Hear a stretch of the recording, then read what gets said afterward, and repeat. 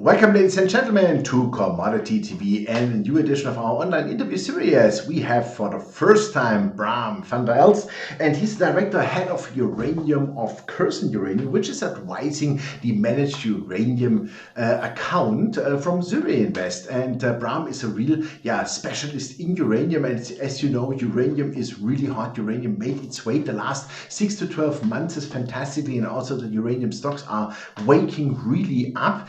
And we see a lot of things going on in the world, and we want to talk with you, Bram, of course, about this speciality. Yeah, thanks for taking the time, and warm welcome, Bram. You're very welcome, Jochen, and glad to be on the show. Yeah, thank you. Let's go directly into it. I said already, a uranium managed account. That is something new to me. Can you shortly explain what it is and what is it standing for? So essentially, what you're referring to is the AMC that we jointly launched with Zuri-Invest. Zuri-Invest is the manager of the managed account, which is a Swiss investment fund. And so essentially, what it is, it gives investors, any investors, access to uranium as an investable commodity, direct access to physical commodity. And that's quite important because unlike many other commodities, unlike oil, gas, and many other commodities, uranium doesn't have an ETF that can be traded on a public stock exchange. And so it's very hard for investors to get access to uranium as a physical commodity. And you mentioned it already, the outlook for uranium and the world, the geopolitical world that we live in currently is looking very favorable towards nuclear and towards uranium. So it kind of makes sense for investors to have at least some exposure to the commodity in their energy portfolio or in their general portfolio. And the way to do this is that they can invest in the AMC, so it's an actively managed certificate, which is a Swiss ISIN number security that can be bought directly through your stockbroker. And essentially, what we will do in the background is we will purchase physical uranium for any investment that comes into the vehicle, and that uranium will be held in a secure storage in Canada. And therefore, when the uranium price appreciates, the value of the AMC, the certificate, will appreciate in step with what the investor has purchased, and therefore the investor gets essentially exposure to the appreciating or depreciating price of physical uranium. And all the information can be found on the website for Zuri-Invest, so the Zuri-Invest website, which we can share the link to, I guess, after the interview. That can be shared, and so all the information on how to purchase exactly and where to find it can be found on the website. Okay, but important is, I think, to note you really buy the uranium. It's not something hybrid, something fancy. You really store physical uranium. Correct. Where you are the owner, meaning the investor is the owner through you. Correct, exactly. So the AMC physically has a physical storage account at Cameco, which is one of the 3 Western locations where somebody can store uranium. And so when investor money goes in, we, Curzon, are responsible for buying the physical uranium to the amount of the investor money that it goes in. And that uranium will be stored in physical storage, and it won't be touched until the investor redeems their position, and uranium will be sold to redeem the investor. So there is always physical uranium backing this investment, which is very important, very key. Okay, then maybe you can explain a bit, how do you buy that? I mean, we always know there's a spot market, there's a contract market. Contracts, I would say, is more for utilities, which have to supply nuclear power plants, for example. Or are you doing also something like this, that you say, okay, there are some kids. No problem. That you say, okay, we are also doing contracts, or do you say, no, the money is coming in and then you buy within the next 2-3 days, for example? We always buy spot markets, so we don't do any long-term forward market purchases of uranium. That is something, as you rightfully said, is something that's utility business. No, so we will always commit to buying in the spot market. However, I need to say that the definition of spot market in uranium is a bit wider than most other commodities are used to. So a spot market in uranium is somewhere anywhere between 1 and 3 months forward. That is what the whole market, the whole physical market for uranium considers spot market. But essentially, when money comes in, it will be deployed immediately. And so it will be purchased, like uranium will be purchased, the actual delivery of the physical uranium, because it's physically settled, obviously, the physical uranium might take a month or a month and a half, but the investor is exposed from day one, day two to the appreciating price of the uranium market. Okay. And we wanted to take any risk to delivery out of the picture, and that's why we always strive for the nearest term delivery possible in the physical markets. Okay, super, fully understood. Perfect. As we are talking already about the market, let's dive a little bit more into it. Because we saw now a move. I think today uranium is approximately 58.30 to 59. I think I saw 2 hours ago bid and ask. And it looks to me like we are scratching on the 60. Maybe we make it until Friday. Let's see what happens. But what is your feeling with the market? How do you see uranium markets today? My feeling is that it has not been better than in the last 20 years now. That's how I see it. Maybe I'm wrong, maybe a bit too early, but what is your feeling on the market? Where do you see, let's say, hiccups? Where do you see prospects? What is positive? What might be a challenge? No, this is where it gets really interesting. I think I fully agree with the sentiment that uranium has its time in the spotlight, and it hasn't been better in the last 20 years. There's a few things that all come together to appreciate the current market. One is what's been going on for the last 5 years, which is sort of the fundamental supply-demand dynamics in uranium are super solid. And what I mean with that is that the supply has been pretty limited essentially since Fukushima, since the low price environment has been a low investment in uranium as a commodity. There hasn't been a lot of development on new mines. There hasn't been a lot of development in existing mines. Like some existing mines had to close or being put on care and maintenance. So the supply side has really been dwindling, and it hasn't had as much love as it should do. On the demand side, however, we see a steady market and a steady market that's increasing. We see the advent of China, India, and other non-Western countries. Sweden, for example, now. Yeah, even in the Western countries. But even that aside for a second, even without the Western countries going back to nuclear, the story was already pretty compelling. China has currently 23 reactors under production. India has a few as well. Russia's got plans. The third world has plans. So that's your continuous growth in nuclear power. And then on top of that, and especially in the last year and a half since the Russian war, a lot of Western countries have started realizing that reliance on Russia for gas and oil isn't the best thing to do. And therefore, nuclear should should have a second look at nuclear. And we see Western countries, and you mentioned Sweden, for example, but in the same token, you can talk about Belgium, we can talk about Spain, we can talk about the US, we can talk a lot of Eastern European countries that really have embraced nuclear again and have looked at nuclear as an energy supplier that is independent from Russia, or relatively independent from Russia, that is reliable, baseload power, and it's zero carbon, which is one of the most important things about nuclear power. So this is really the demand. It's currently a demand story, and that's what's driving the prices higher. It's a steady rising prices, and that demand story is currently being playing out against the backdrop of dwindling supply, or supply that's not keeping up. And then on top of that, you've got the investor world, the world that you live in.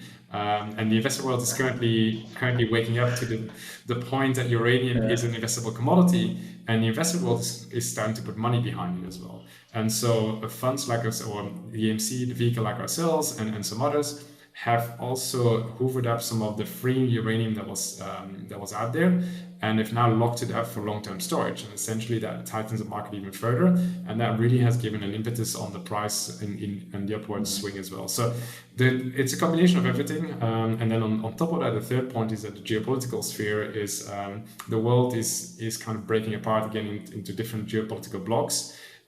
With Russia excluded, not fully excluded, but more and more being excluded from the Western world, the uranium price should appreciate as well, as there's less and less reliance on Russia as a supplier of uranium or uranium-related fuel.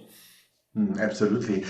We were talking already about prices. What is your view on let's say, the prices for maybe this year, next year? Where do you see it longer term? I had already, experts interviewed. One said, $100 for sure. The next one said, easily $150. I have one or two guys who said $200 we're going to see the next 5 years in uranium. What's your view about it? I mean, we will not hold you on compliance here for that, but just your personal view, please. Because No, it's always interesting to hear it from somebody who's so deep in the market like you. it's always really hard to pitch uranium prices because everybody's going to be wrong in some shape or form. But I think if we break down the question in a few components, we look at what the long-term incentive price needs to be for new mines to come online. And that's important because we're going to need new mines. As countries or as current mines deplete and as countries build their nuclear power plants and the existing nuclear power plants stay online, we're going to need the nuclear. Incentive prices, depending on where you look, are going to be somewhere between the $70 and $80 per pound range. So on a long-term basis, in the next 4 or 5 years, that's at least where the price should be heading. However, we see a pretty big squeeze in the market in the next couple of years, 2024, 2025. We see there's very little uranium that it's available for purchase, and we still quite a lot of demand for that time frame. So it's not inconceivable that the uranium price will rally much further, and especially if there is an element of investor demand that adds to the natural demand of uranium, then it's not inconceivable that the prices will react much stronger than the long-term incentive price, because obviously it takes time to build a mine. It takes, especially in uranium, it takes 5 to 10 years to build a mine from scratch. So even if the incentive prices are there, the uranium doesn't come out of the ground for at least 3-4 years later. So, and that's for the existing projects. And so we kind of predict a view where the uranium price will shoot up potentially even above $100 in the nearer term, and then ultimately settle for a longer incentive price that's around the $70-80 price level for a longer period of time. Okay, so extremely bullish, I would say. We are very bullish. If you ask most of the market participants that I deal with on a day-to-day basis, everybody's bullish, whether you're a buyer or a seller. Okay. Super. I think what is also important for the bullish case is how is the development of the deficit. I mean, we see now every year, the last 2-3 years approximately, we had an average deficit of easily 40 to 50 million pounds. How do you see that moving forward? As you said, there are no new mines on the near-term horizon. Maybe in 5 years that's different, but from today, the next 3 years, I don't see really a big uranium mine going online. No, absolutely, you're right, and that's why we think there's a big pinch point in 2024, 2025, because in the next 2 to 3 years, there's not a single mine, or that's not a single mine that's got decent volumes that can come online quickly and that has all the permits and all the technical possibilities to come online. And so to answer your question, the deficit is staying at least at the same width as it is currently, and it's widening a bit further because we obviously still have new reactors coming online, and we have existing reactors who were supposed to be shut down that are currently been extending their lifetimes because of the energy crisis. So the deficit is at least that. And the second part of that question is the secondary supply. We've lived in a world where secondary supply would be from sources of downblending nuclear warheads back in the early 2010s to underfeeding or other points. That's more or less gone given the current situation that we're in with Russia and the geopolitical situation. So that supply deficit is widening, and we desperately need some new and big mines that are going to come online. And unfortunately, the news on that front isn't all that positive. If you look at some of the recent examples, what happened in Niger, for example, the coup in Niger, that derails potentially at least by 6 months to 12 months some of the projects out there. Those are projects that were quite, or at least one of them was quite well advanced, and could have come online in the next 2 to 3 years. That's currently an issue. So what we actually see on the ground on the mining side is that we see smaller mines in the US, smaller mines in Australia that can come to market in the next couple of years, but they are not meaningful enough to really bridge the supply gap. We're talking 1 to 2 million pounds per mine potentially, and at very high costs, above the current market price. So it's a very valid question. And I think that's a question that investors need to ask themselves, like, where's the supply going to come from? And if it isn't going to come from somewhere, then we need incentive prices to stimulate it.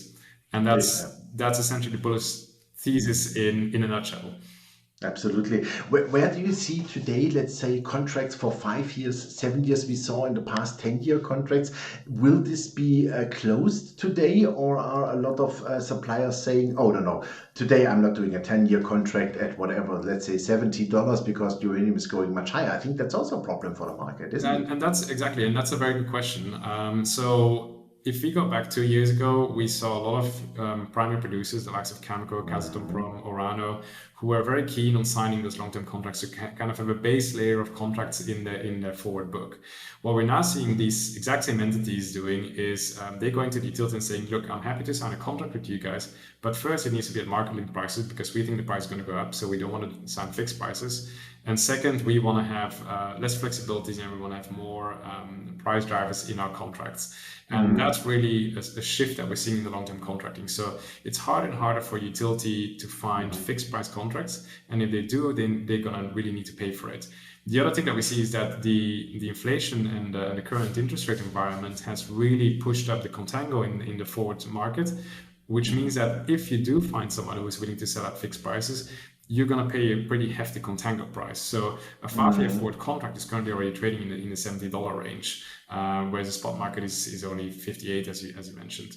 So it's something that drives the market to a large extent because the forward market in our business is large. The forward market is larger than the spot market.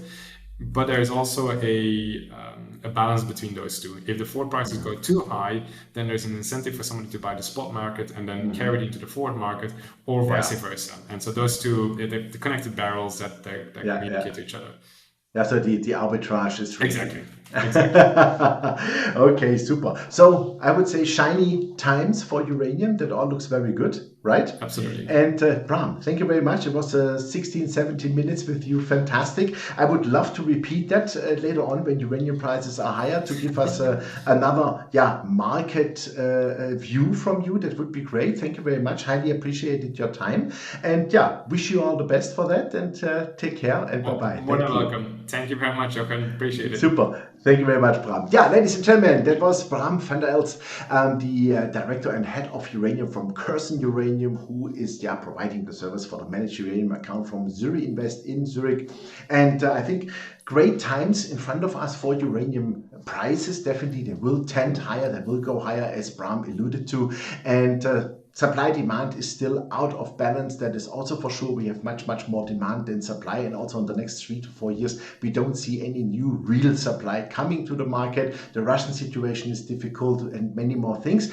If you want to invest in uranium, have a look at the managed uranium account. I think it's a great idea because uranium is really physical there. That is also important, that you never lose your ownership. And otherwise there are some real good companies to have a look on. So thanks for watching us. I wish you all the best. Bye bye from Austria today.